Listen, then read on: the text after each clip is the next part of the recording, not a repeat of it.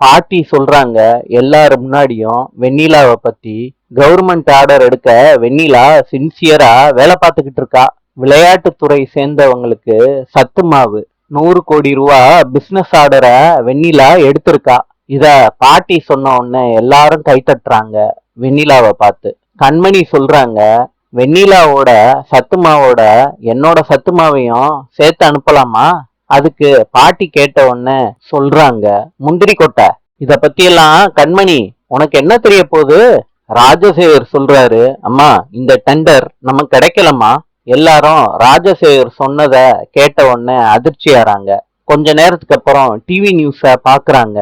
அந்த டிவி நியூஸ்ல சொல்றாங்க, 7 விளையாட்டு வீரர்களுக்கு கண்மணி தான் சத்து மாவு செஞ்சு கொடுத்துருக்காங்க அப்படின்னு டிவி நியூஸ்ல சொல்றாங்க. இத கேட்டு கண்மணி சிரிக்கிறாங்க.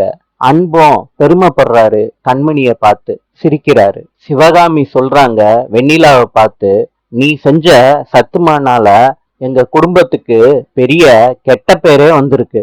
கண்மணி செஞ்ச சத்துமானால எங்க குடும்பத்துக்கு நல்ல பேரே வந்திருக்கு. இதுதான் உண்மையான வெற்றி. இத சிவகாமி எல்லாரும் முன்னாடியும் சொல்றாங்க. இத கேட்ட வெண்ணிலா ரொம்ப சங்கடப்படுறாங்க. கண்மணி வெண்ணிலா சங்கடப்படுறத பார்த்து பதட்டமாயிடுறாங்க. நாளை சந்திப்போம்.